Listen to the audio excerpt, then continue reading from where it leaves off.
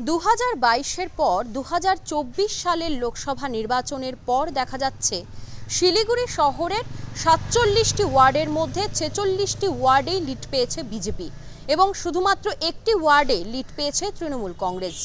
অর্থাৎ মানুষ কি চাইছে এবং দ্বিতীয়বারের মতো দার্জিলিং লোকসভা আসনে সাংসদ রাজু বিস্তা, অর্থাৎ রাজু বিস্তার কাছে দ্বিতীয়বারের মতো কি প্রত্যাশা রাখছেন সাধারণ মানুষ, কি উন্নয়ন চাইছেন তারা, তার পাশাপাশি কেন এবারে এতটা আমূল পরিবর্তন লোকসভা নির্বাচনের ফলাফলে, চলুন তুলে ধরবো আপনাদের সামনে বিস্তারিত।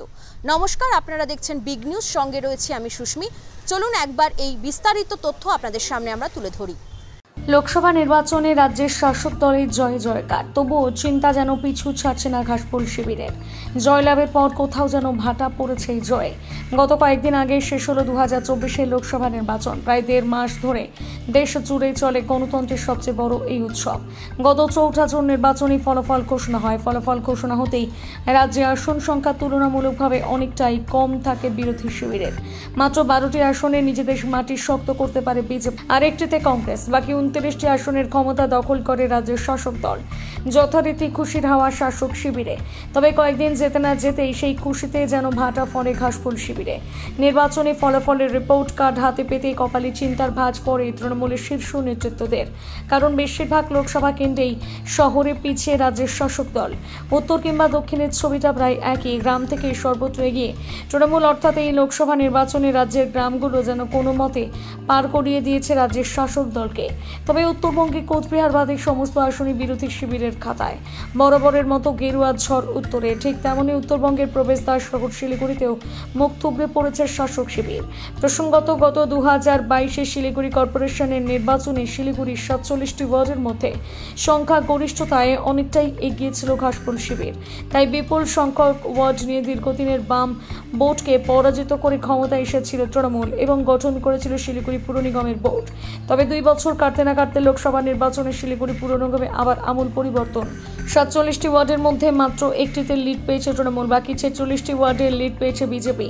এমনকি মেয়র, ডেপুটি মেয়র সহ মেয়র পরিষদের ওয়ার্ডে পিছিয়ে তৃণমূল। তবে এই রিপোর্ট হাতে পেতে পায়ের তলায় মাটি সরেছে জেলা তৃণমূলের শীর্ষ নেতৃত্বদের। এছাড়া এই খবর পৌঁছেছে দলের সুপ্রিমোর কাছে। ইতিমধ্যে তিনি রিপোর্ট চেয়েও পাঠিয়েছেন এমন ফলাফলের কারণ জানতে। তবে আর যাই হোক, এতে বেজায় খুশি বিরোধী শিবির।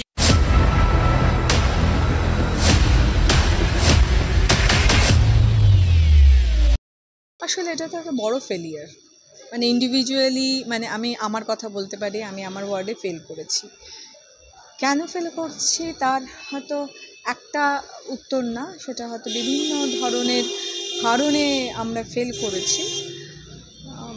পালসটাকে ধরতে হবে। আর আগামীতে বিধানসভা আমাদের আসছে, চেষ্টা করতে হবে যাতে আমরা এগিয়ে যাই। কিন্তু যেটা বলার, যে কারণ হয়তো একটা না, অনেক কটা কারণ, 3-4টে কারণ একসাথে হয়ে আছে। তার জন্যে যদি কোথাও আমাদের রেকটিফাই নিজেদের করতে হয়, সেটা নিজেদের রেকটিফাই করব আমরা। এবং আলটিমেটলি তো আমাদের মানুষের এই যে ম্যান্ডেট, এটাকে তো জয়, মানে মানুষের মনটাকে জয় করতেই হবে 26-এর ইলেকশনের আগে। এটা হওয়া কি অস্বাভাবিক? এখানে ভোট চলে, তো ভোট চলে না। মেয়র সাহেব ভোট চালাতে ব্যর্থ হয়েছে। তার কথা ইঞ্জিনিয়াররাই শোনে না, কাউন্সিলররা শোনে না, এমআইসিরা শোনে না। শুধু পেপারে স্টেটমেন্ট দেন আর কিছু ঘোরেন আর মাঝে মাঝে রাগ করেন। ওনার রাগের কারণ, যে ভোট উনি ভেবেছিলেন প্রচুর কিছু করবেন, উনি কিছু না পেরে এত হতাশ হয়েছেন, তো তার বহিঃপ্রকাশ করছে। আর শিলিগুড়ি শহরের মানুষ শিলিগুড়ি কর্পোরেশনকে কি চোখে দেখছে? নির্বিবাদ ভোট হলে তৃণমূল কংগ্রেস শিলিগুড়িতে কোনো ভোটই পাবে।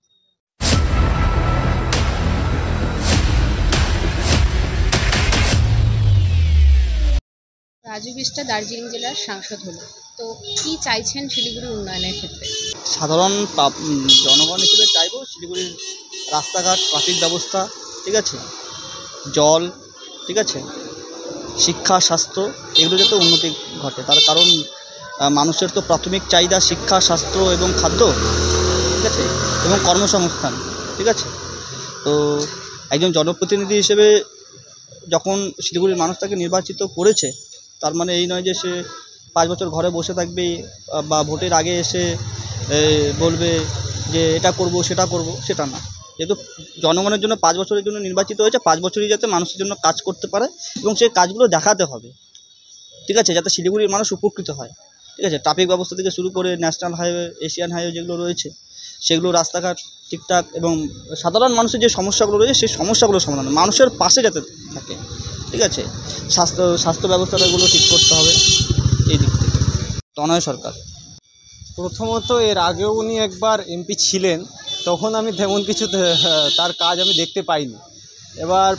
এবার তিনি আবার জনপ্রতিনিধি হয়েছেন, তিনি পার্লামেন্টে গিয়েছেন আবার।